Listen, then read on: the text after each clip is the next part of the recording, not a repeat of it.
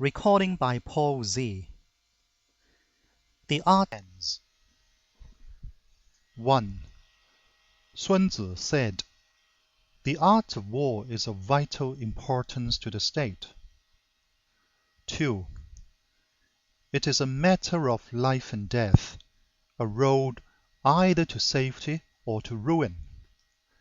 Hence it is a subject of inquiry which can on no account be neglected. 3. The art of war, then, is governed by 5 constant factors, to be taken into account in one's deliberations when seeking to determine the conditions obtaining in the field. 4.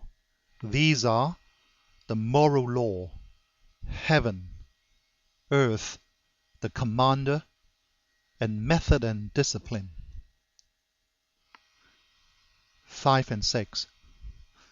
The moral law causes the people to be in complete accord with the ruler, so that they will follow him regardless of their lives, undismayed by any danger. 7. Heaven signifies night and day, cold and heat, times and seasons. 8. Earth comprises distances, great and small, danger and security, open ground and narrow passes, the chances of life and death. 9. The commander stands for the virtues of wisdom, sincerity, benevolence, courage, and strictness. 10. By method and discipline are to be understood the marshalling of the army in its proper subdivisions, the graduations of rank among the officers, the maintenance of roads by which supplies may reach the army, and the control of military expenditure. 11. These 5 heads should be familiar to every general. He who knows them will be victorious. He who knows them not will fail. 12. Therefore, in your deliberations, when seeking to determine the military conditions, let them be made the basis of a comparison, in this wise. 13. 1. Which of the 2 sovereigns is imbued with the moral law? 2. Which of the 2 generals has most ability? 3. With whom lie the advantages derived from heaven and earth? 4. On which side is discipline most rigorously enforced? 5. Which army is stronger? 6. On which side are officers and men more highly trained? 7. In which army is there the greater constancy, both in reward and punishment? 14. By means of these 7 considerations, I can forecast victory or defeat. 15. The general that hearkens to my counsel and acts upon it will conquer. Let such a one be retained in command. The general that hearkens not to my counsel, nor acts upon it, will suffer defeat. Let such a one be dismissed. 16. While heading the profit of my counsel, avail yourself also of any helpful circumstances over and beyond the ordinary rules. 17. According as circumstances are favorable, one should modify one's plans. 18. All warfare is based on deception. 19. Hence, when able to attack, we must seem unable. When using our forces, we must seem inactive. When we are near, we must make the enemy believe we are far away. When far away, we must make him believe we are near. 20. Hold out baits to entice the enemy. Feign disorder and crush him. 21. If he is secure at all points, be prepared for him. If he is in superior strength, evade him. 22. If your opponent is of choleric temper, seek to irritate him. Pretend to be weak, that he may grow arrogant. 23. If he is taking his ease, give him no rest. If his forces are united, separate them. 24. Attack him where he is unprepared. Appear where you are not expected. 25. These military devices leading to victory must not be divulged beforehand. 26. Now the general who wins a battle makes many calculations in his temple ere the battle is fought. The general who loses a battle makes but few calculations beforehand. Thus do many calculations lead to victory, and few calculations to defeat. How much more no calculation at all? It is by attention to this point that I can foresee who is likely to win or lose. Chapter 2. Waging War. 1. Sun Tzu said, "In the operations of war, where there are in the field 1,000 swift chariots, as many heavy chariots, and 100,000 mail-clad soldiers, with provisions enough to carry them 1,000 li, the expenditure at home and at the front, including entertainment of guests, small items such as glue and paint, and sums spent on chariots and armor, will reach the total of 1,000 ounces of silver per day. Such is the cost of raising an army of 100,000 men." 2. When you engage in actual fighting, if victory is long in coming, then men's weapons will grow dull, and their ardor will be damped. If you lay siege to a town, you will exhaust your strength. 3. Again, if the campaign is protracted, the resources of the state will not be equal to the strain. 4.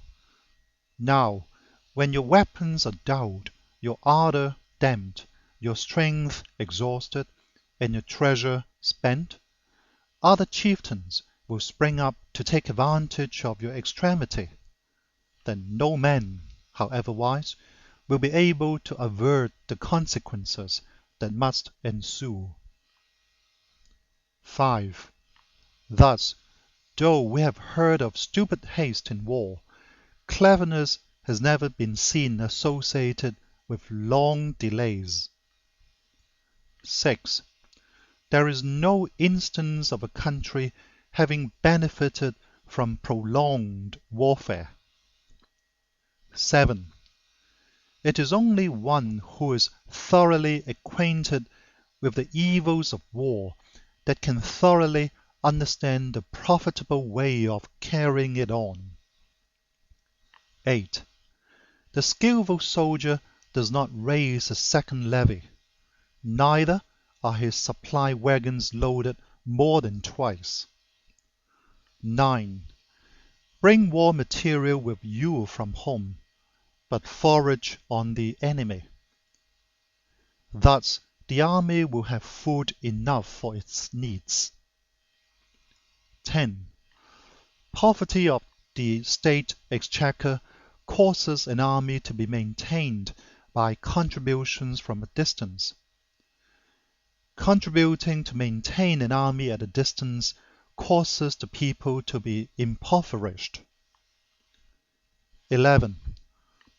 On the other hand, the proximity of an army causes prices to go up, and high prices cause the people's substance to be drained away. 12. When the substance is drained away, the peasantry will be afflicted by heavy exactions. 13 and 14. With this loss of substance and exhaustion of strength, the homes of the people will be stripped bare, and 3/10 of the income will be dissipated, while government expenses for broken chariots, worn-out horses, breastplates and helmets, bows and arrows, spears and shields, protective mantles, draft oxen, and heavy wagons will amount to 4/10 of his total revenue. 15. Hence, a wise general makes a point of foraging on the enemy. 1 cartload of the enemy's provisions is equivalent to 20 of one's own, and likewise a single pickle of his provender is equivalent to 20 from one's own store. 16. Now, in order to kill the enemy, our men must be roused to anger, that there may be advantage from defeating the enemy. They must have their rewards. 17.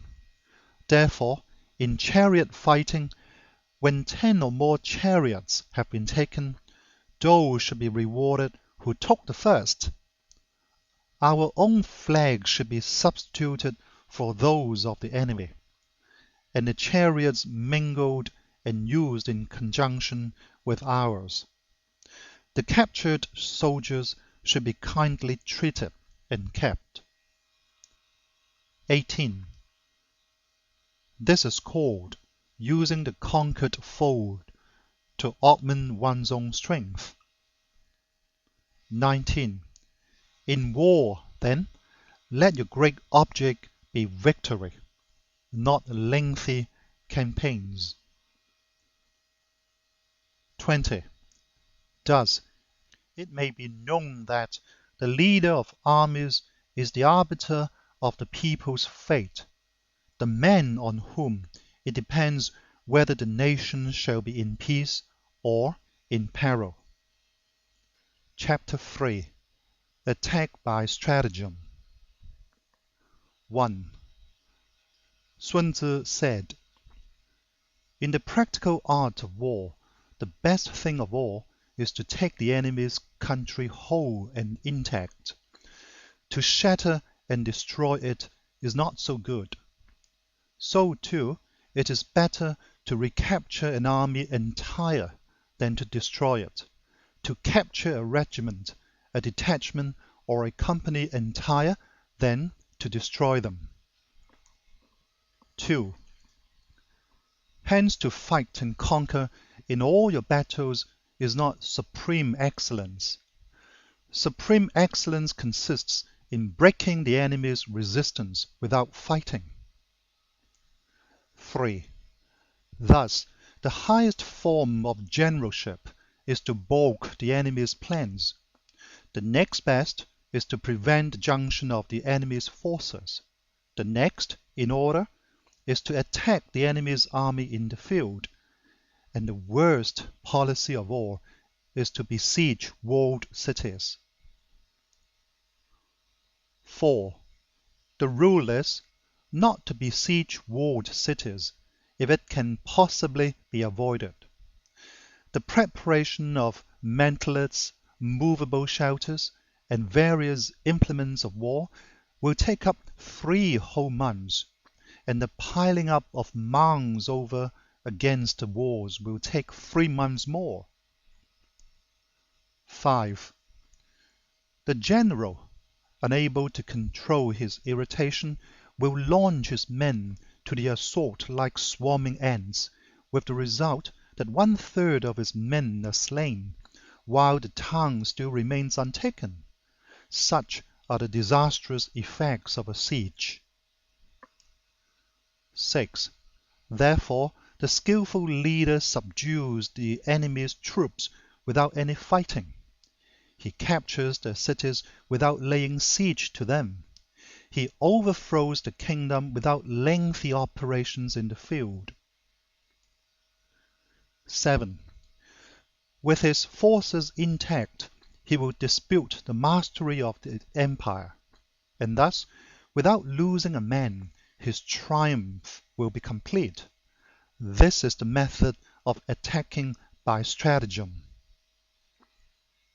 8.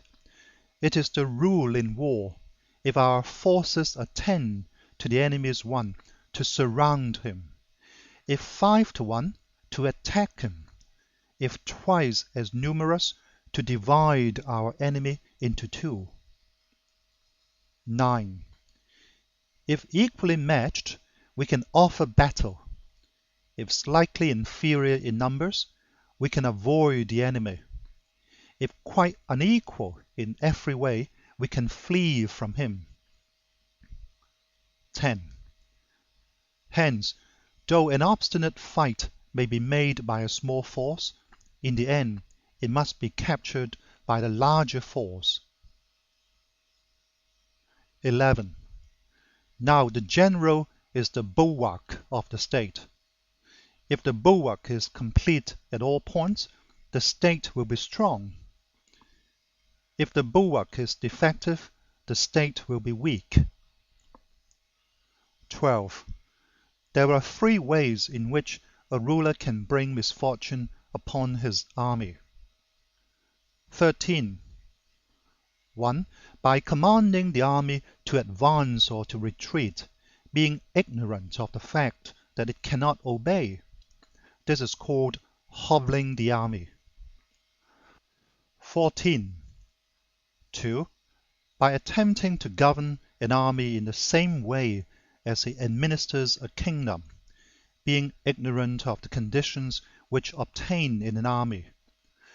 This causes restlessness in the soldiers' minds.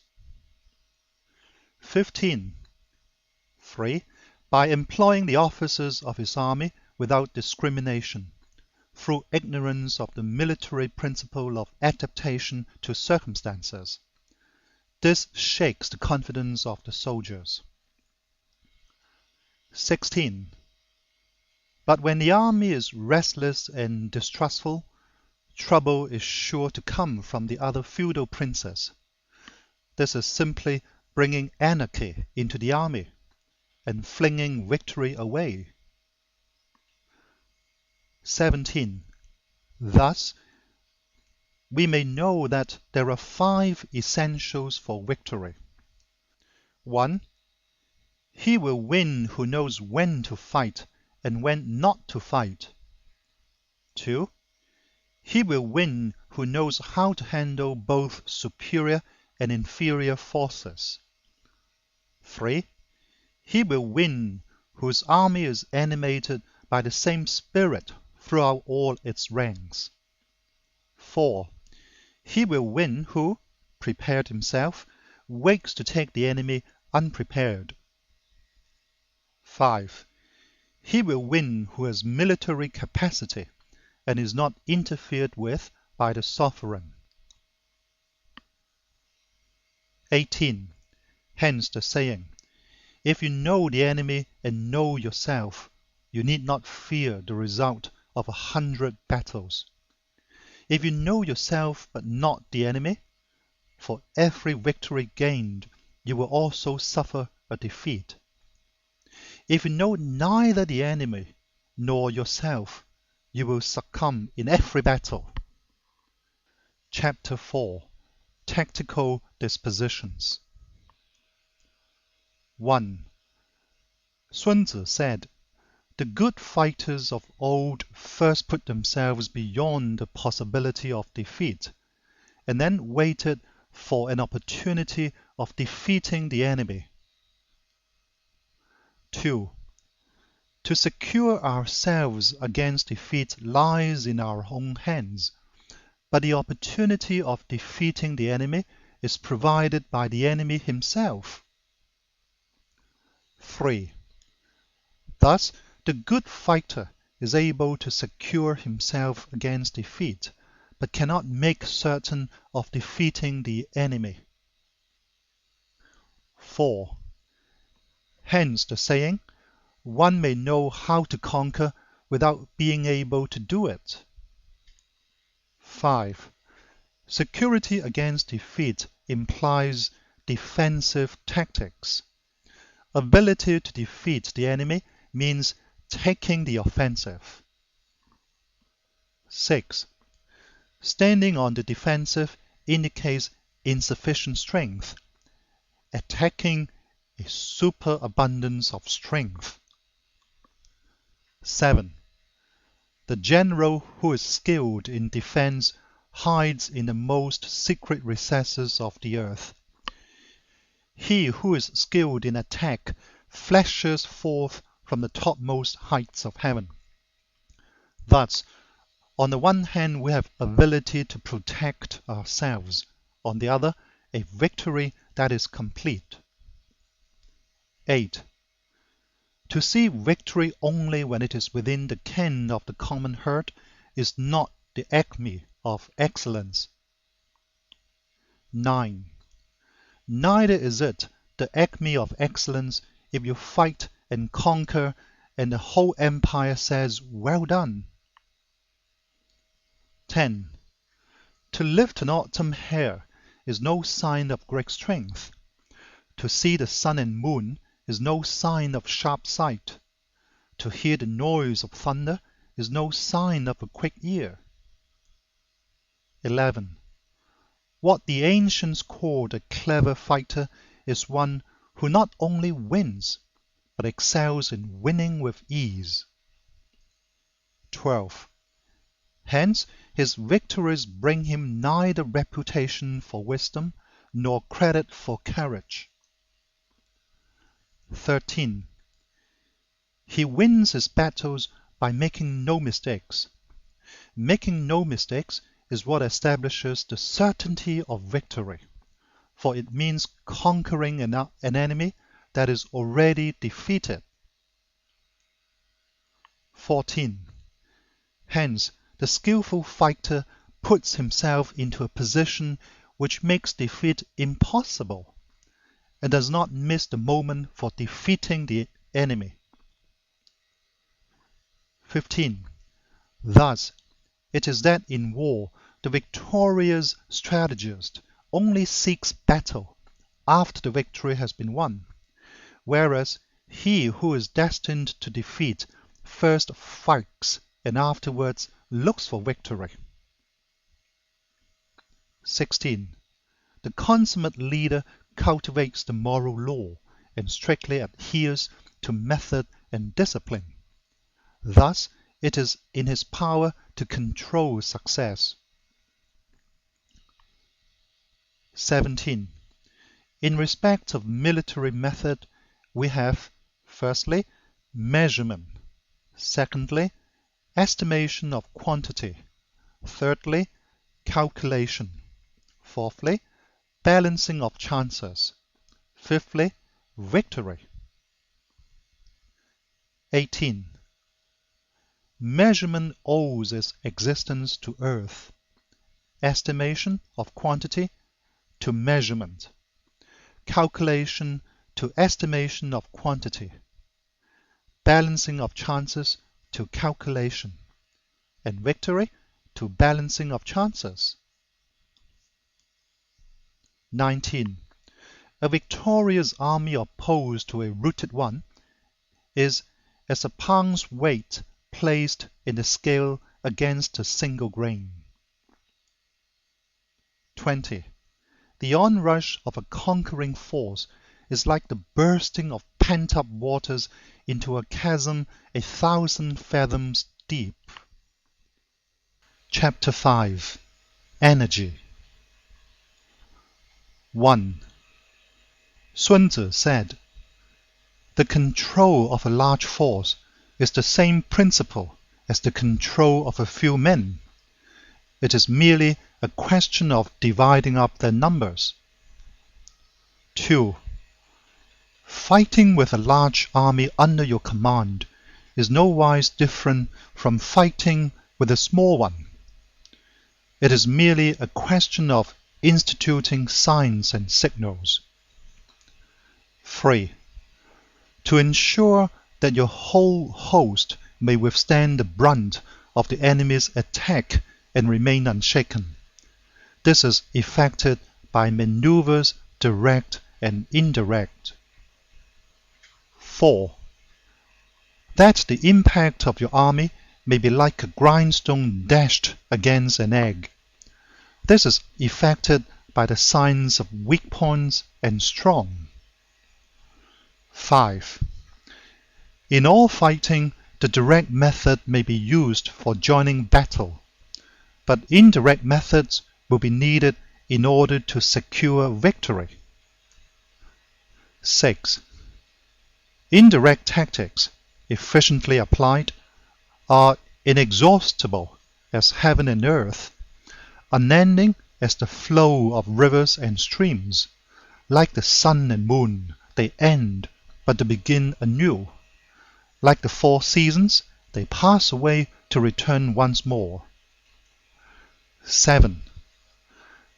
There are not more than 5 musical notes, yet the combinations of these 5 give rise to more melodies than can ever be heard. 8. There are not more than 5 primary colors: blue, yellow, red, white, and black. Yet, in combination, they produce more hues than can ever be seen. 9. There are not more than 5 cardinal tastes: sour, acrid, salt, sweet, bitter. Yet, combinations of them yield more flavors than can ever be tasted. 10. In battle, there are not more than 2 methods of attack, the direct and the indirect. Yet, these 2 in combination give rise to an endless series of maneuvers. 11. The direct and the indirect lead on to each other in turn. It is like moving in a circle. You never come to an end. Who can exhaust the possibilities of the combination? 12. The onset of troops is like the rush of a torrent, which will even roll stones along in its course. 13. The quality of decision is like the well-timed swoop of a falcon, which enables it to strike and destroy its victim. 14. Therefore, the good fighter will be terrible in his onset and prompt in his decision. 15. Energy may be likened to the bending of a crossbow, decision to the releasing of a trigger. 16. Amid the turmoil and tumult of battle, there may be seeming disorder and yet no real disorder at all. Amid confusion and chaos, your array may be without head or tail, yet it will be proof against defeat. 17. Simulated disorder postulates perfect discipline. Simulated fear postulates courage. Simulated weakness postulates strength. 18. Hiding order beneath the cloak of disorder is simply a question of subdivision. Concealing courage under a show of timidity presupposes a fund of latent energy. Masking strength with weakness is to be effected by tactical dispositions. 19. Thus, One who is skillful at keeping the enemy on the move maintains deceitful appearances, according to which the enemy will act. He sacrifices something, that the enemy may snatch at it. 20. By holding out baits, he keeps him on the march. Then, with a body of picked men, he lies in wait for him. 21. The clever combatant looks to the effect of combined energy, and does not require too much from individuals. Hence, his ability to pick out the right men and utilize combined energy. 22. When he utilizes combined energy, his fighting men become, as it were, like unto rolling logs or stones. For it is the nature of a log or stone to remain motionless on level ground, and to move when on a slope, if four-cornered to come to a standstill, but if round-shaped to go rolling down. 23. Thus, the energy developed by good fighting men is as the momentum of a round stone rolled down a mountain thousands of feet in height. So much on the subject of energy. Chapter 6. Weak points and strong. 1. Sun Tzu said, "Whoever is first in the field and awakes the coming of the enemy will be fresh for the fight. Whoever is second in the field and has to hasten to battle will arrive exhausted." 2. Therefore, the clever combatant imposes his will on the enemy, but does not allow the enemy's will to be imposed on him. 3.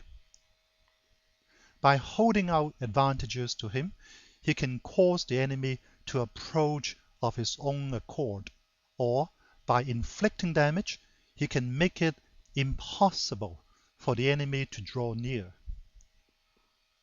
4. If the enemy is taking his ease, he can harass him. If well supplied with food, he can starve him out. If quietly encamped, he can force him to move. 5. Appear at points which the enemy must hasten to defend. March swiftly to places where you are not expected. 6. An army may march great distances without distress, if it marches through country where the enemy is not.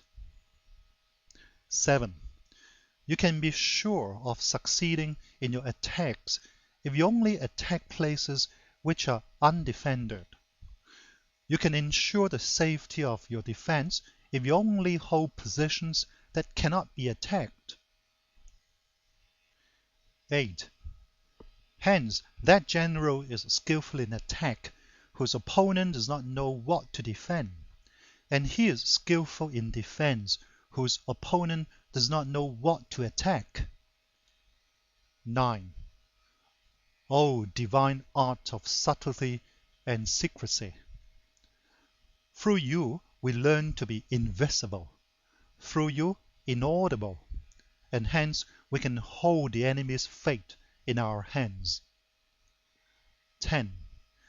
You may advance and be absolutely irresistible if you make for the enemy's weak points. You may retire and be safe from pursuit if your movements are more rapid than those of the enemy. 11.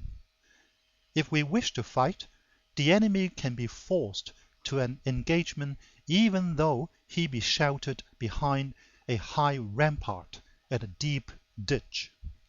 All we need do is attack some other place that he will be obliged to relieve. 12. If we do not wish to fight, we can prevent the enemy from engaging us even though the lines of our encampment be merely traced out on the ground. All we need do is to throw something odd and unaccountable in his way. 13.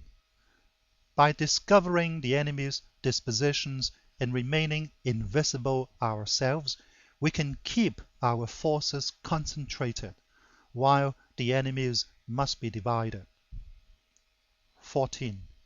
We can form a single united body, while the enemy must split up into fractions.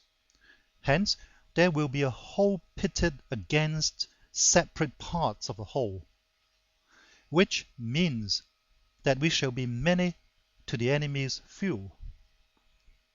15. If we are able thus to attack an inferior force with a superior one, our opponents will be in dire straits. 16. The spot where we intend to fight must not be made known, for then the enemy will have to prepare against a possible attack at several different points, and his forces being thus distributed in many directions, the numbers we shall have to face at any given point will be proportionately few. 17. For should the enemy strengthen his van, he will weaken his rear. Should he strengthen his rear, he will weaken his van. Should he strengthen his left, he will weaken his right. Should he strengthen his right, he will weaken his left. If he sends reinforcements everywhere, he will everywhere be weak. 18. Numerical weakness comes from having to prepare against possible attacks. Numerical strength from compelling our adversary to make these preparations against us. 19. Knowing the place and the time of the coming battle, we may concentrate from the greatest distances in order to fight. 20. But if neither time nor place be known, then the left wing will be impotent to succor the right, the right equally impotent to succor the left, the van unable to relieve the rear, or the rear to support the van. How much more so if the furthest portions of the army are anything under 100 li apart, and even the nearest are separated by several li. 21. Though according to my estimate the soldiers of Yue exceed our own in number, that shall advantage them nothing in the matter of victory. I say then that victory can be achieved. 22. Though the enemy be stronger in numbers, we may prevent him from fighting. Scheme so as to discover his plans and the likelihood of their success. 23. Rouse him and learn the principle of his activity or inactivity.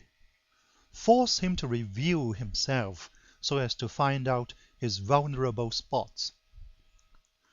24.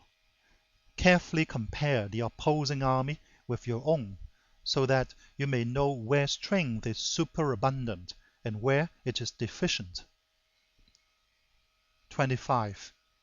In making tactical dispositions, the highest pitch you can attain is to conceal them. Conceal your dispositions, and you will be safe from the prying of the subtlest spies, from the machinations of the wisest brains. 26. How victory may be produced for them out of the enemy's own tactics, that is what the multitude cannot comprehend. 27. All men can see the tactics whereby I conquer, but what none can see is the strategy out of which victory is evolved. 28. Do not repeat the tactics which have gained you one victory, but let your methods be regulated by the infinite variety of circumstances. 29. Military tactics are like unto water, for water in its natural course runs away from high places and hastens downwards. 30. So, in war, the way is to avoid what is strong and to strike at what is weak. 31.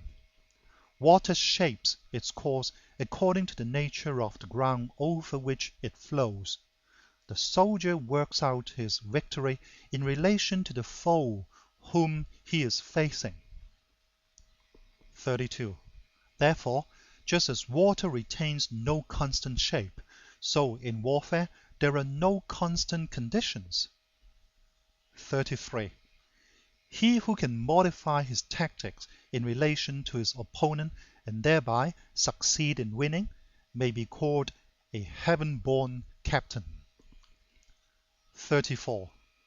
The 5 elements, water, fire, wood, metal, earth, are not always equally predominant. The 4 seasons make way for each other in turn. There are short days and long. The moon has its periods of waning and waxing. Chapter 7. Maneuvering. 1. Sun Tzu said, "In war the general receives his commands from the sovereign." 2. Having collected an army and concentrated his forces, he must blend and harmonize the different elements thereof before pitching his camp. 3. After that comes tactical maneuvering, than which there is nothing more difficult. The difficulty of tactical maneuvering consists in turning the devious into the direct and misfortune into gain. 4.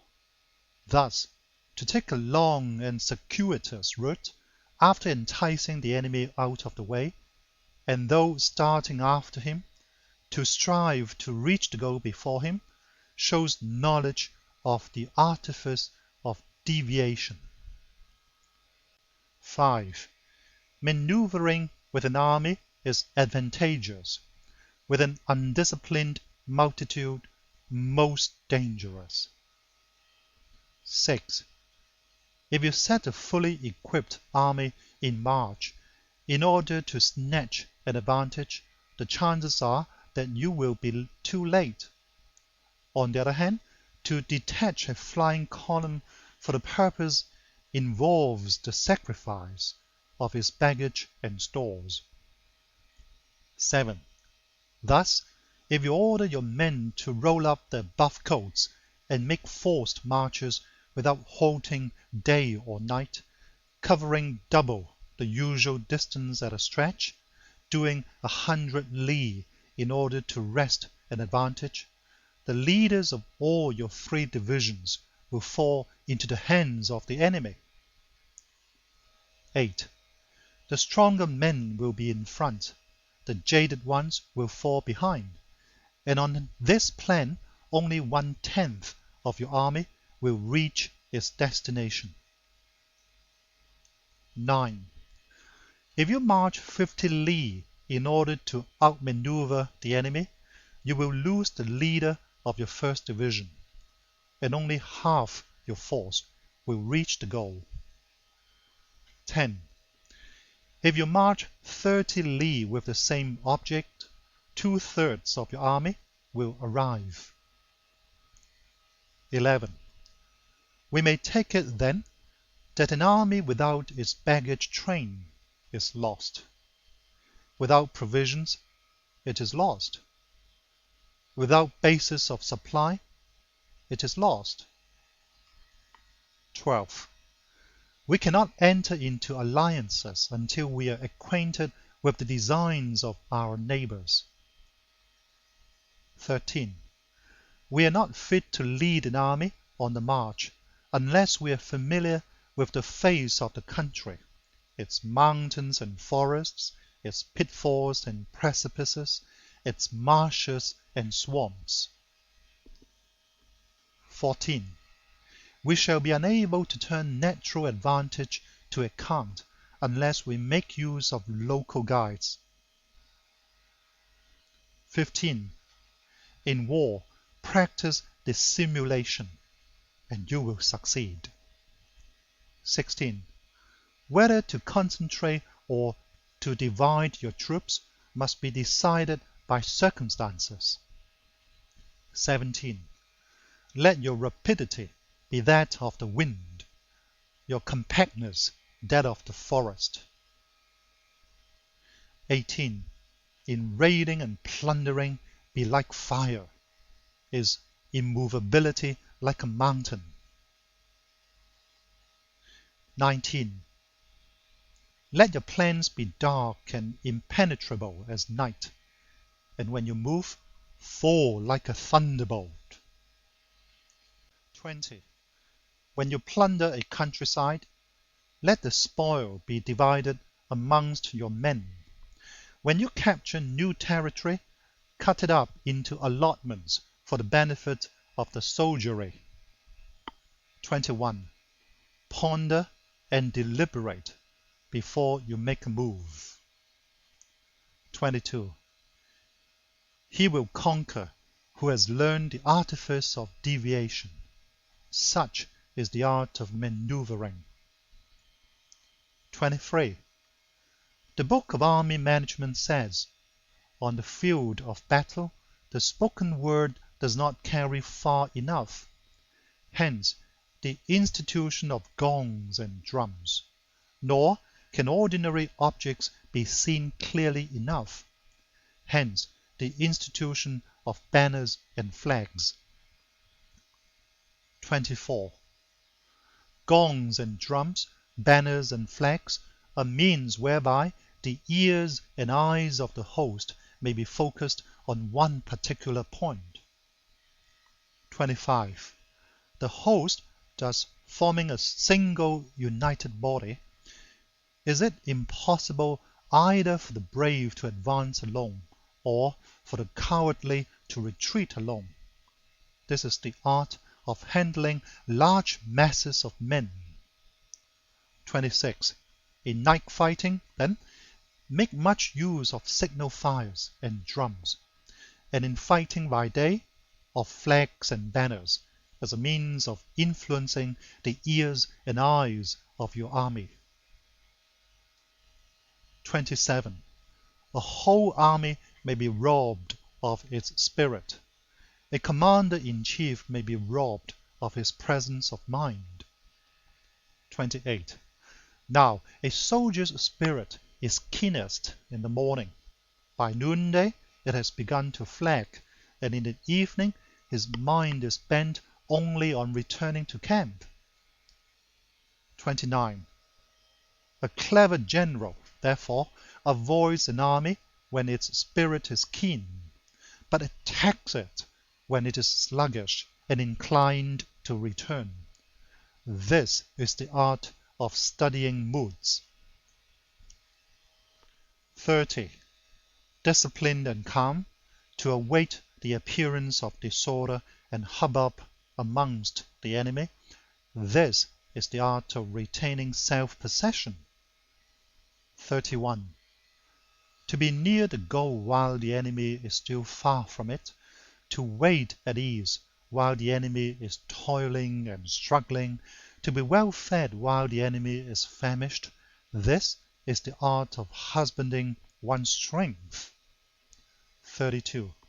To refrain from intercepting an enemy whose banners are in perfect order, to refrain from attacking an army drawn up in calm and confident array, this is the art of studying circumstances. 33. It is a military axiom not to advance uphill against the enemy, nor to oppose him when he comes downhill. 34. Do not pursue an enemy who simulates flight. Do not attack soldiers whose temper is keen. 35. Do not swallow bait offered by the enemy.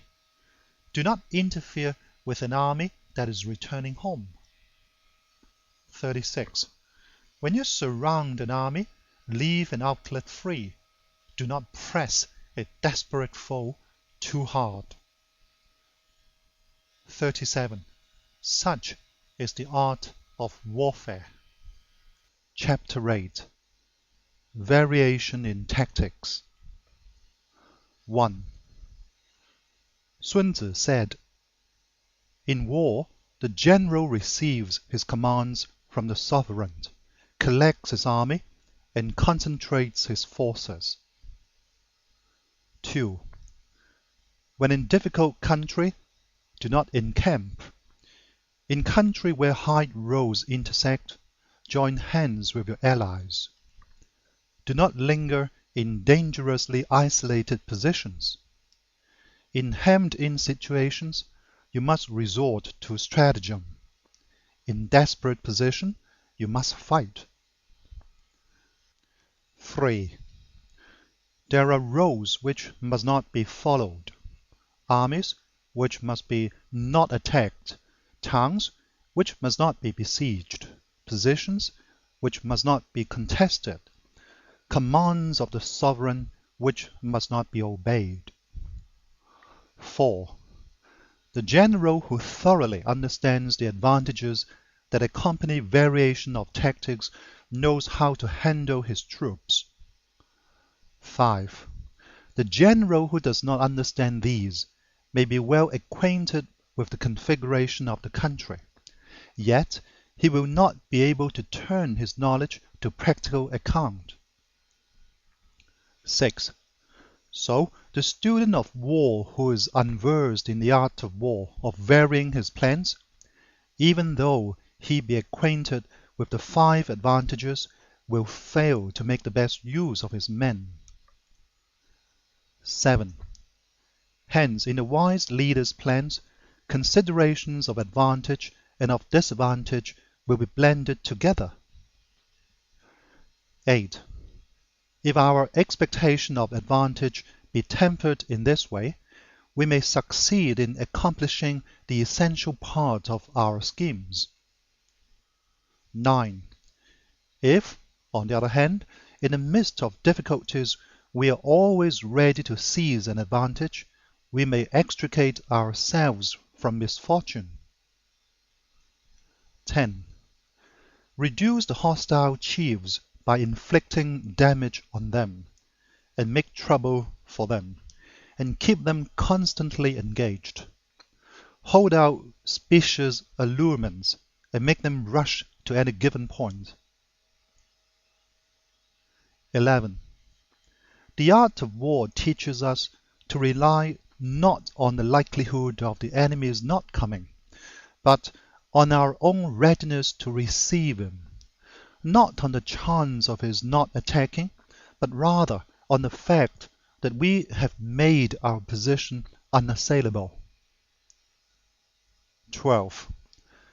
There are 5 dangerous faults which may affect a general. 1. Recklessness, which leads to destruction. 2. Cowardice, which leads to capture. 3. A hasty temper, which can be provoked by insults. 4. A delicacy of honor, which is sensitive to shame. 5. Over-solicitude for his men, which exposes him to worry and trouble. 13. These are the 5 besetting sins of a general, ruinous to the conduct of war. 14. When an army is overthrown and its leader slain, the cause will surely be found among these 5 dangerous faults. Let them be a subject of meditation. Chapter 9. The Army on the March. 1. Sun Tzu said, "We come now to the question of encamping the army, and observing signs of the enemy. Pass quickly over mountains, and keep in the neighborhood of valleys. 2. Camp in high places, facing the sun. Do not climb heights in order to fight. So much for mountain warfare. 3. After crossing a river, you should get far away from it. 4. When an invading force crosses a river in its onward march, do not advance to meet it in midstream. It will be best to let half the army get across, and then deliver your attack. 5. If you are anxious to fight, you should not go to meet the invader near a river which he has to cross. 6. Moor your craft higher up than the enemy, and facing the sun. Do not move upstream to meet the enemy. So much for river warfare. 7. In crossing salt marshes, your sole concern should be to get over them quickly, without any delay. 8. If forced to fight in a salt marsh, you should have water and grass near you, and get your back to a clump of trees. So much for operations in salt marshes. 9. In dry, level country, take up an easily accessible position with rising ground to your right and on your rear, so that the danger may be in front and safety lie behind. So much for campaigning in flat country. 10. These are the 4 useful branches of military knowledge which enabled the Yellow Emperor to vanquish 4 several sovereigns. 11. All armies prefer high ground to low and sunny places to dark. 12. If you are careful of your men and camp on hard ground, the army will be free from disease of every kind, and this will spell victory. 13. When you come to a hill or a bank, occupy the sunny side, with the slope on your right rear. Thus you will at once act for the benefit of your soldiers and utilize the natural advantages of the ground. 14.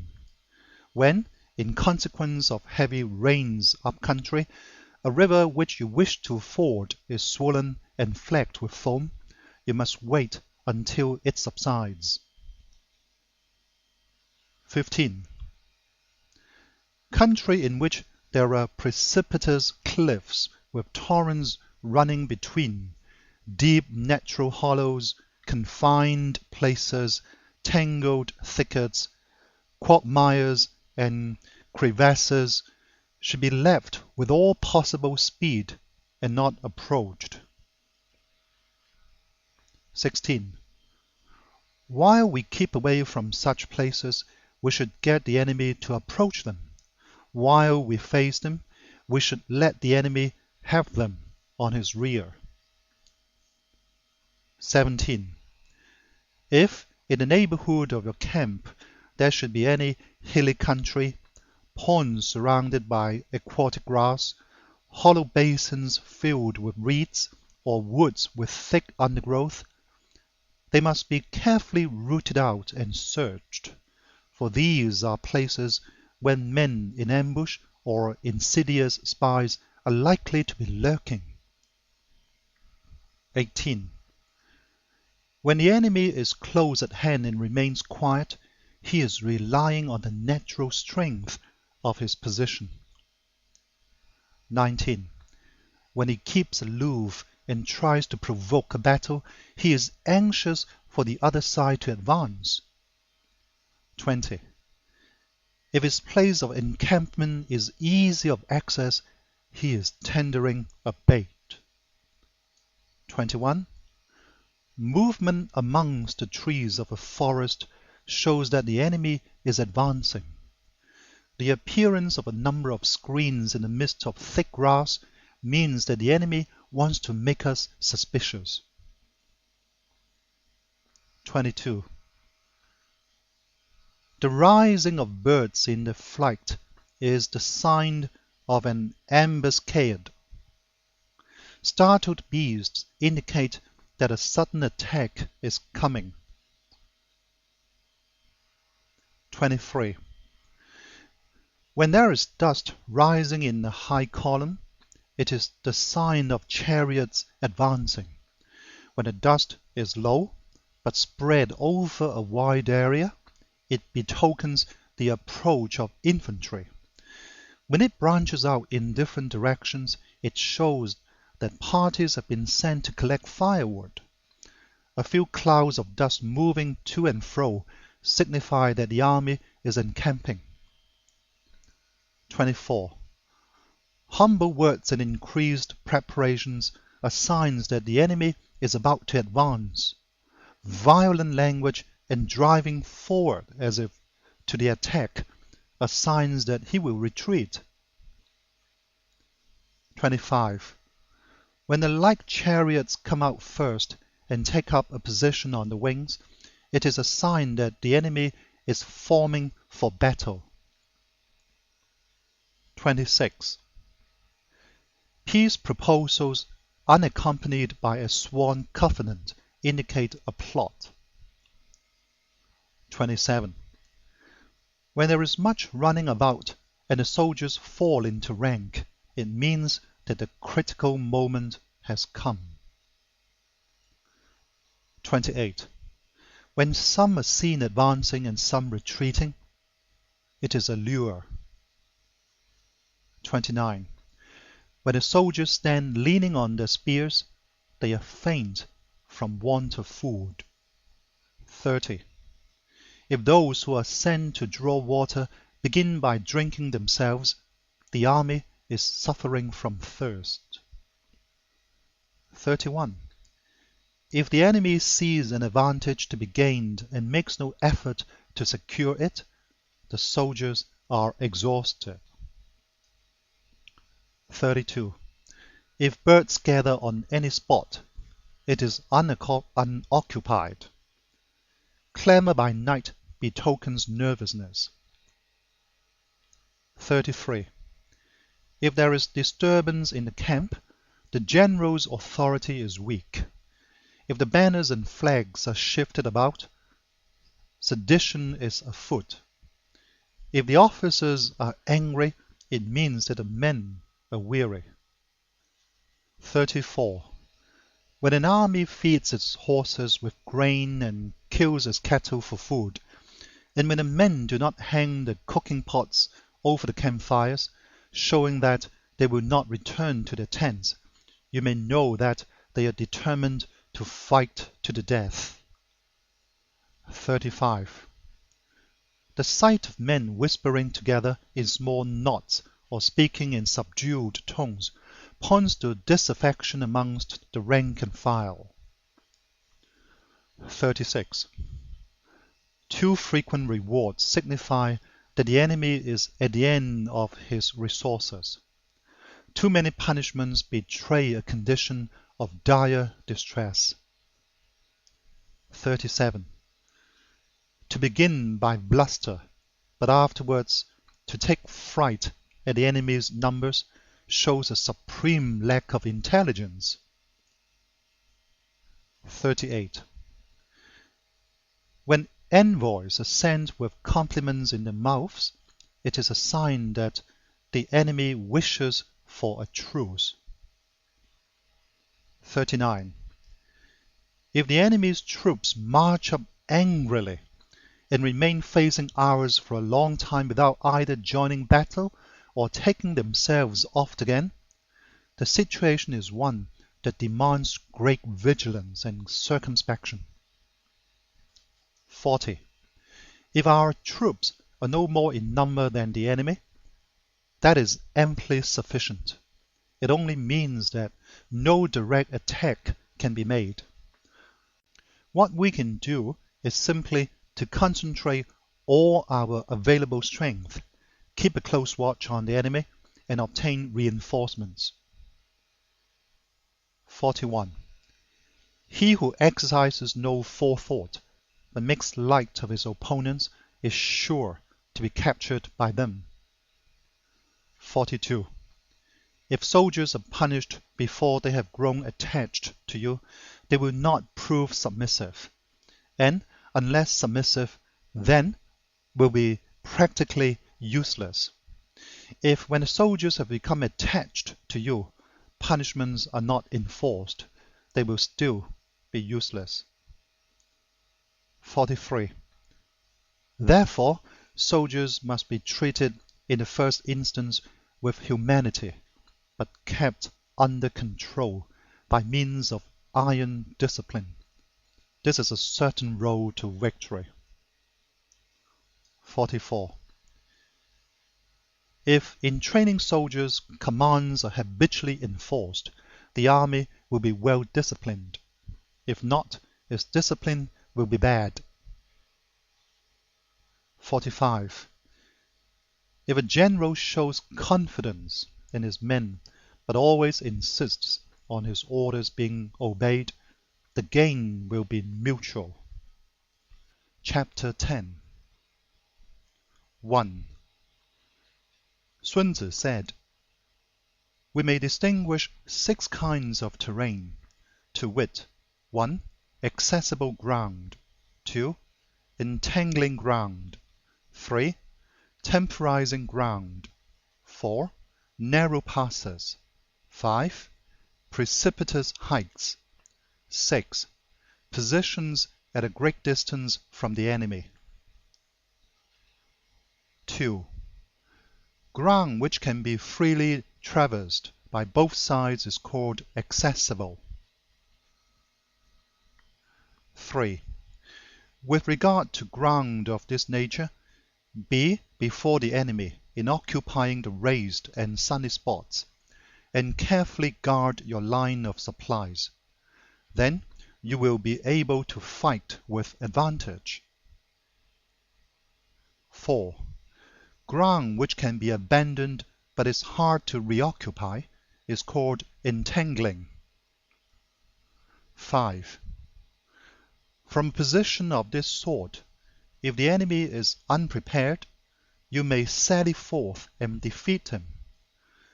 But if the enemy is prepared for your coming, and you fail to defeat him, then, return being impossible, disaster will ensue. 6.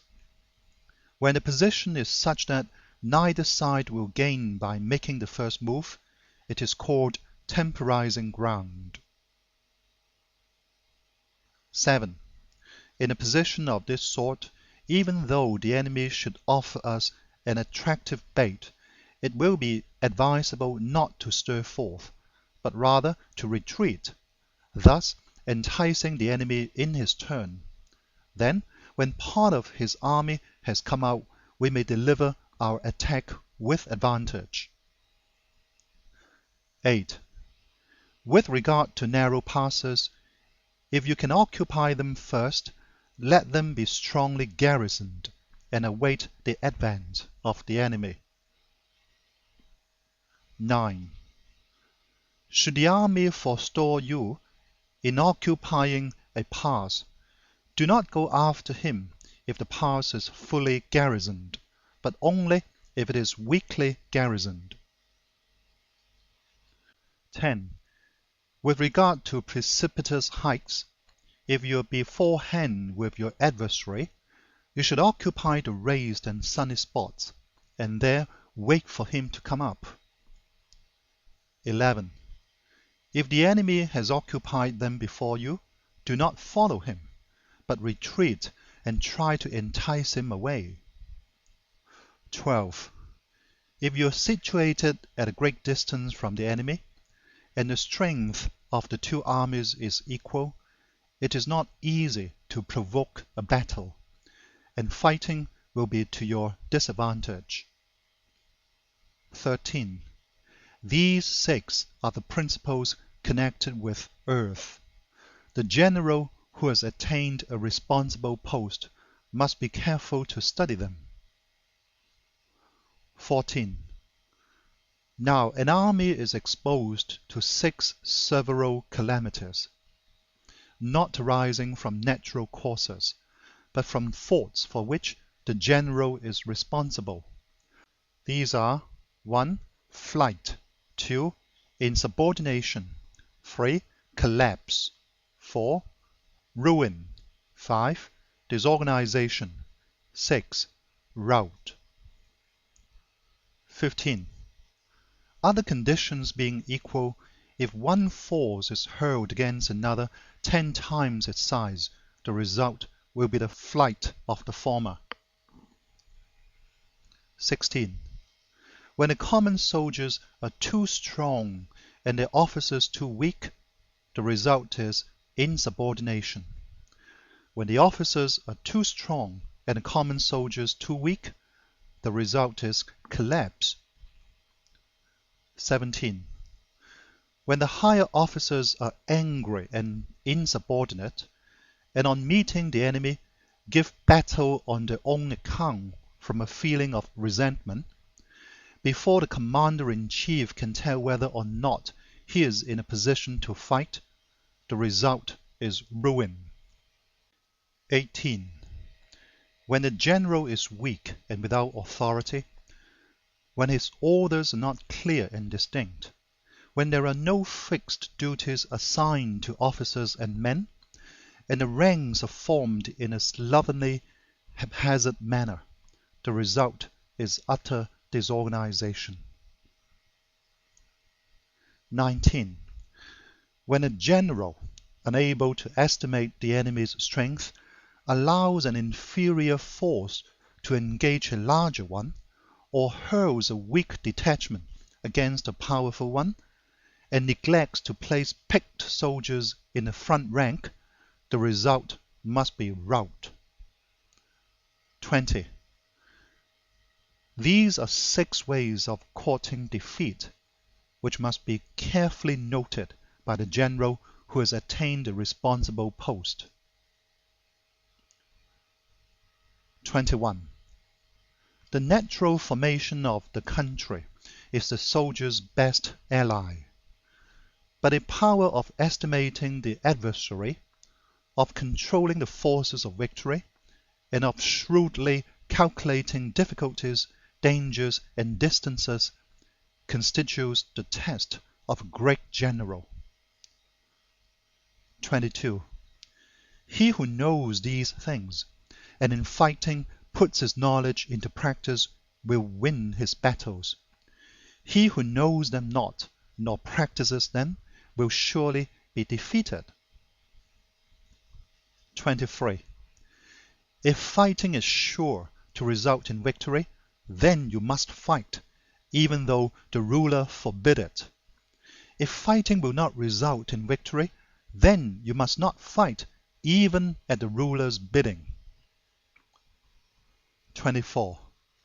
The general who advances without coveting fame and retreats without fearing disgrace, whose only thought is to protect his country and do good service for his sovereign, is the jewel of the kingdom.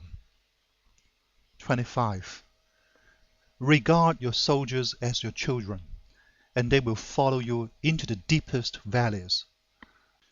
Look upon them as your own beloved sons, and they will stand by you even unto death. 26. If, however, you are indulgent, but unable to make your authority felt, kind-hearted, but unable to enforce your commands, and incapable, moreover, of quelling disorder, then your soldiers must be likened to spoiled children. They are useless for any practical purpose. 27. If we know that our own men are in a condition to attack, but are unaware that the enemy is not open to attack, we have gone only halfway towards victory. 28. If we know that the enemy is open to attack, but are unaware that our own men are not in a condition to attack, we have gone only halfway towards victory. 29. If we know that the enemy is open to attack, and also know that our men are in a condition to attack, but are unaware that the nature of the ground makes fighting impracticable, we have still gone only halfway towards victory. 30. Hence, the experienced soldier, once in motion, is never bewildered. Once he has broken camp, he is never at a loss. 31. Hence, the saying, if you know the enemy and know yourself, your victory will not stand in doubt. If you know heaven and know earth, you may make your victory complete. Chapter 11. The 9 Situations. 1. Sun Tzu said, the art of war recognizes 9 varieties of ground. 1. Dispersive ground. 2. Facile ground. 3. Contentious ground. 4. Open ground. 5. Ground of intersecting highways. 6. Serious ground. 7. Difficult ground. 8. Hemmed-in ground. 9. Desperate ground. 2. When a chieftain is fighting in his own territory, it is dispersive ground. 3. When he has penetrated into hostile territory, but to no great distance, it is facile ground. 4. Ground the possession of which imports great advantage to either side is contentious ground. 5. Ground on which each side has liberty of movement is open ground. 6. Ground which forms the key to 3 contiguous states, so that he who occupies it first has most of the empire at his command, is a ground of intersecting highways. 7. When an army has penetrated into the heart of a hostile country, leaving a number of fortified cities in its rear, it is serious ground. 8. Mountain forests, rugged steeps, marshes and fens, all country that is hard to traverse. This is difficult ground. 9. Ground which is reached through narrow gorges, and from which we can only retire by tortuous paths, so that a small number of the enemy would suffice to crush a large body of our men. This is hemmed-in ground. 10. Ground on which we can only be saved from destruction by fighting without delay is desperate ground. 11. On dispersive ground, therefore, fight not. On facile ground, hold not. On contentious ground, attack not. 12. On open ground, do not try to block the enemy's way. On the ground of intersecting highways, join hands with your allies. 13. On serious ground, gather in plunder. In difficult ground, keep steadily on the march. 14. On hemmed-in ground, resort to stratagem. On desperate ground, fight. 15. Those who were called skillful leaders of old knew how to drive a wedge between the enemy's front and rear, to prevent cooperation between his large and small divisions, to hinder the good troops from rescuing the bad, the officers from rallying the men. 16. When the enemy's men were united, they managed to keep them in disorder. 17. When it was to their advantage, they made a forward move. When otherwise, they stopped still. 18. If asked how to cope with the great host of the enemy in orderly array and on the point of marching to the attack, I should say, begin by seizing something which your opponent holds dear. Then he will be amenable to your will. 19. Rapidity is the essence of war. Take advantage of the enemy's unreadiness, make a way by unexpected routes, and attack unguarded spots. 20. The following are the principles to be observed by an invading force. The further you penetrate into a country, the greater will be the solidarity of your troops, and thus the defenders will not prevail against you. 21. Make forays in fertile country in order to supply your army with food. 22. Carefully study the well-being of your men and do not overtax them. Concentrate your energy and hoard your strength. Keep your army continually on the move and devise unfathomable plans. 23. Throw your soldiers into positions whence there is no escape, and they will prefer death to flight. If they will face death, there is nothing they may not achieve. Officers and men alike will put forth their uttermost strength. 24. Soldiers, when in desperate straits, lose the sense of fear. If there is no place of refuge, they will stand firm. If they are in hostile country, they will show a stubborn front. If there is no help for it, they will fight hard. 25. Thus, without waiting to be marshaled, the soldiers will be constantly on the qui-vive. Without waiting to be asked, they will do your will. Without restrictions, they will be faithful. Without giving orders, they can be trusted. 26. Prohibit the taking of omens and do away with superstitious doubts. Then, until death itself comes, no calamity need be feared. 27. If our soldiers are not overburdened with money, it is not because they have a distaste for riches. If their lives are not unduly long, it is not because they are disinclined to longevity. 28. On the day they are ordered out to battle, your soldiers may weep.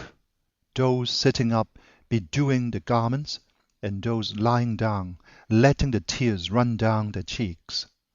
But let them once be brought to bay, and they will display the courage of a Chu or a Kuei. 29. The skillful tactician may be likened to the shuai jan. Now, the shuai jan is a snake that is found in the Chung Mountains. Strike at its head, and you will be attacked by its tail. Strike at its tail, and you will be attacked by its head. Strike at its middle, and you will be attacked by head and tail both. 30. Asked if an army can be made to imitate the shuai jan, I should answer yes, for the men of Wu and the men of Yue are enemies. Yet, if they are crossing a river in the same boat and are caught by a storm, they will come to each other's assistance, just as the left hand helps the right.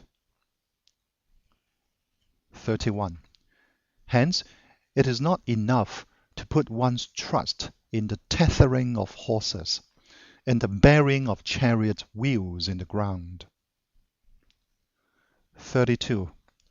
The principle on which to manage an army is to set up one standard of courage which all must reach. 33. How to make the best of both strong and weak, That is a question involving the proper use of ground. 34. Thus, the skillful general conducts his army just as though he were leading a single man, willy-nilly, by the hand. 35. It is the business of a general to be quiet, and thus ensure secrecy, upright and just, and thus maintain order. 36. He must be able to mystify his officers and men by false reports and appearances, and thus keep them in total ignorance. 37. By altering his arrangements and changing his plans, he keeps the enemy without definite knowledge. By shifting his camp and taking circuitous routes, he prevents the enemy from anticipating his purpose. 38. At the critical moment, the leader of an army acts like one who has climbed up a height and then kicks away the ladder behind him. He carries his men deep into the hostile territory before he shows his hand. 39. He burns his boats and breaks his cooking pots. Like a shepherd driving a flock of sheep, he drives his men this way and that, and nothing knows whither he is going. 40. To muster his host and bring it into danger, this may be termed the business of the general. 41. The different measures suited to the 9 varieties of ground, the expediency of aggressive or defensive tactics, and the fundamental laws of human nature, these are things that must most certainly be studied. 42. When invading hostile territory, the general principle is that penetrating deeply brings cohesion. Penetrating but a short way means dispersion. 43. When you leave your own country behind and take your army across neighborhood territory, you find yourself on critical ground. When there are means of communication on all 4 sides, the ground is one of intersecting highways. 44. When you penetrate deeply into a country, it is serious ground. When you penetrate but a little way, it is facile ground. 45.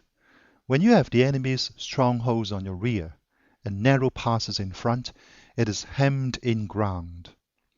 When there is no place of refuge at all, it is desperate ground.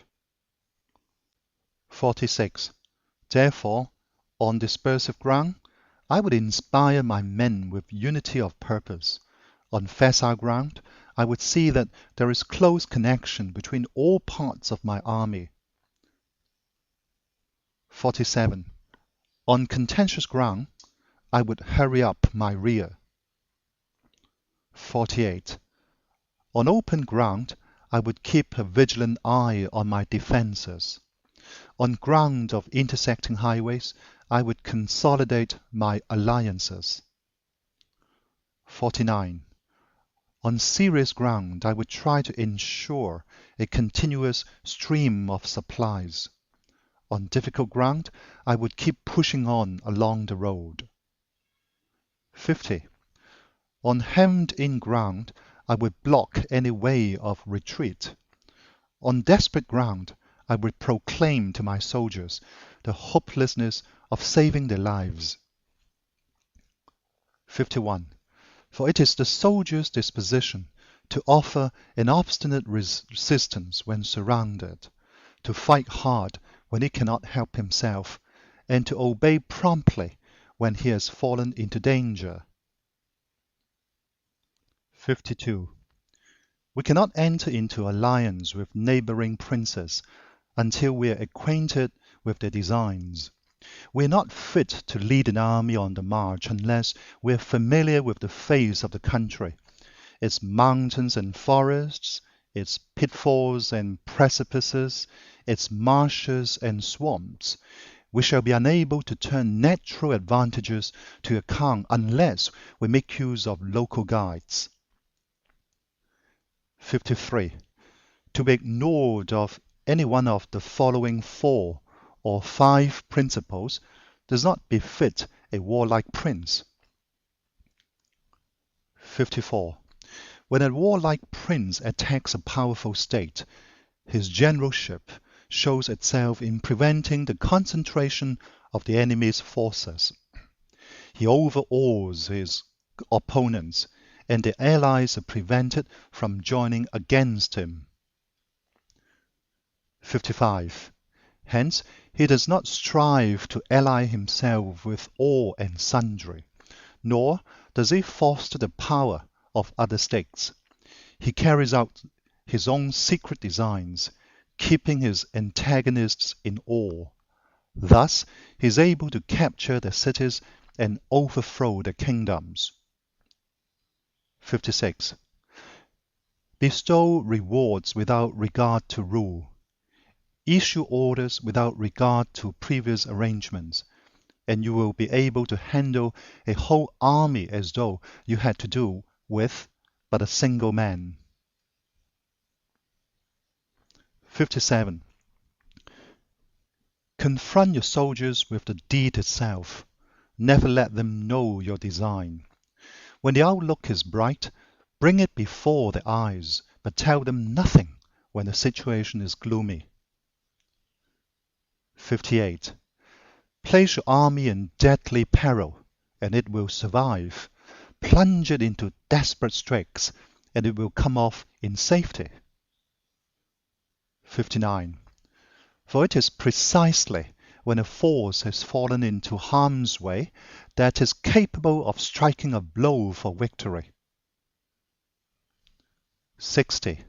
Success in warfare is gained by carefully accommodating ourselves to the enemy's purpose. 61. By persistently hanging on the enemy's flank, we shall succeed in the long run in killing the commander-in-chief. 62.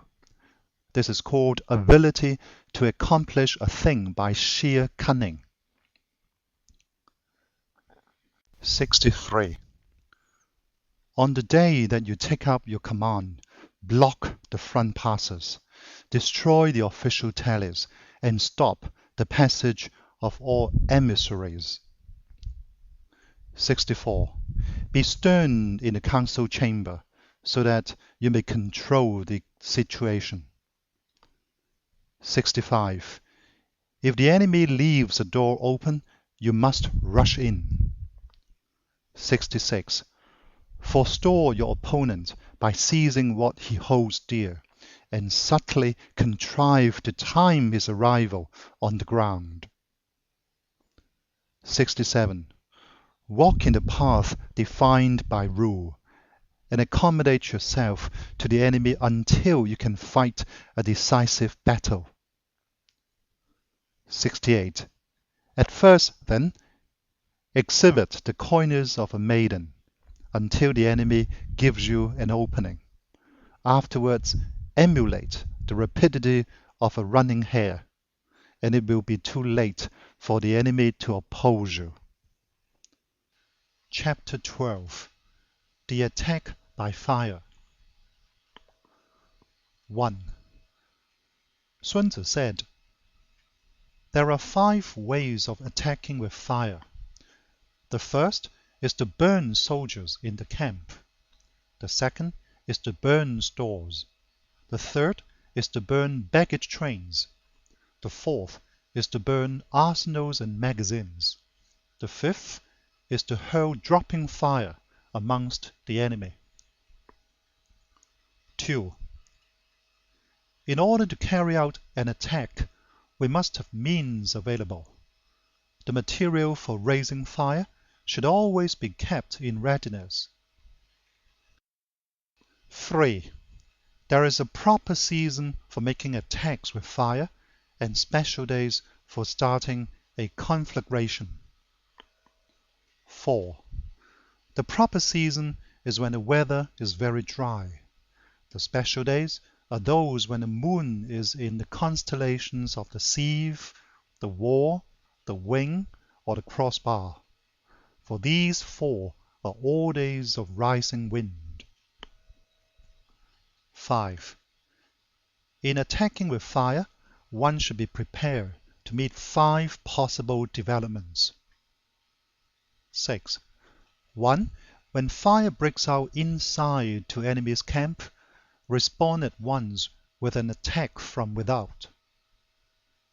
7. 2. If there is an outbreak of fire, but the enemy's soldiers remain quiet, bide your time and do not attack. 8. 3. When the force of the flames has reached its height, follow it up with an attack, if that is practicable. If not, stay where you are. 9. 4.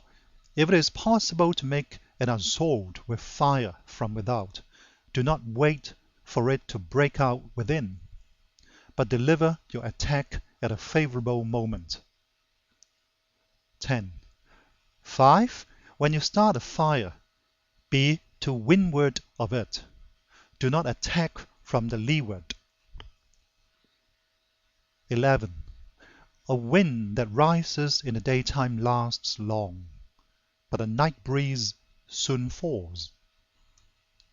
12.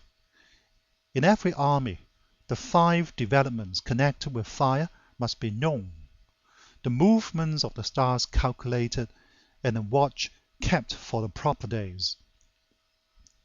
13. Hence, those who use fire as an aid to the attack show intelligence. Those who use water as an aid to the attack gain an accession of strength. 14. By means of water, an enemy may be intercepted, but not robbed of all his belongings. 15. Unhappy is the fate of one who tries to win his battles and succeed in his attacks without cultivating the spirit of enterprise, for the result is waste of time and general stagnation. 16. Hence the saying, the enlightened ruler lays his plans well ahead. The good general cultivates his resources. 17. Move not unless you see an advantage. Use not your troops unless there is something to be gained. Fight not unless the position is critical. 18. No ruler should put troops into the field merely to gratify his own spleen. No general should fight a battle simply out of pique. 19. If it is to your advantage, make a forward move. If not, stay where you are. 20. Anger may in time change to gladness. Vexation may be succeeded by content. 21. But a kingdom that has once been destroyed can never come again into being, nor can the dead ever be brought back to life. 22. Hence, the enlightened ruler is heedful, and a good general full of caution. This is the way to keep a country at peace and an army intact. Chapter 13. The Use of Spies. 1. Sun Tzu said, raising a host of 100,000 men and marching them great distances entails heavy loss on the people and a drain on the resources of the state. The daily expenditure will amount to 1,000 ounces of silver. There will be commotion at home and abroad, and men will drop down exhausted on the highways. As many as 700,000 families will be impeded in their labor. 2. Hostile armies may face each other for years, striving for the victory which is decided in a single day. This being so, to remain in ignorance of the enemy's condition simply because one grudges the outlay of 100 ounces of silver in honors and emoluments is the height of inhumanity. 3. One who acts thus is no leader of men, no present help to his sovereign, no master of victory. 4. Thus, what enables the wise sovereign and the good general to strike and conquer and achieve things beyond the reach of ordinary men is foreknowledge. 5. Now, this foreknowledge cannot be elicited from spirits. It cannot be obtained inductively from experience, nor by any deductive calculation. 6. Knowledge of the enemy's dispositions can only be obtained from other men. 7. Hence the use of spies, of whom there are 5 classes. 1. Local spies. 2. Inward spies. 3. Converted spies. 4. Doomed spies. 5. Surviving spies. 8. When these 5 kinds of spy are all at work, none can discover the secret system. This is called divine manipulation of the threads. It is the sovereign's most precious faculty. 9. Having local spies means employing the services of the inhabitants of a district. 10. Having inward spies, making use of officials of the enemy. 11. Having converted spies, getting hold of the enemy's spies and using them for our own purposes. 12. Having doomed spies, doing certain things openly for purposes of deception and allowing our spies to know of them and report them to the enemy. 13. Surviving spies, finally, are those who bring back news from the enemy's camp. 14. Hence, it is that which none in a whole army are more intimate relations to be maintained than with spies. None should be more liberally rewarded. In no other business should greater secrecy be preserved. 15. Spies cannot be usefully employed without a certain intuitive sagacity. 16. They cannot be properly managed without benevolence and straightforwardness. 17. Without subtle ingenuity of mind, one cannot make certain of the truth of the reports. 18. Be subtle, and use your spies for every kind of business. 19. If a secret piece of news is divulged by a spy before the time is ripe, he must be put to death together with the man to whom the secret was told. 20. Whether the object be to crush an army, to storm a city, or to assassinate an individual, it is always necessary to begin by finding out the names of the attendants, the aides-de-camp, and doorkeepers and sentries of the general in command. Our spies must be commissioned to ascertain these. 21. The enemy's spies who have come to spy on us must be sought out, tempted with bribes, led away, and comfortably housed. Thus they will become converted spies and available for our service. 22. It is through the information brought by the converted spy that we are able to acquire and employ local and inward spies. 23. It is owing to his information, again, that we can cause the doomed spy to carry false tidings to the enemy. 24. Lastly, it is by his information that the surviving spy can be used on appointed occasions. 25. The end and aim of spying in all its 5 varieties is knowledge of the enemy, and this knowledge can only be derived, in the first instance, from the converted spies.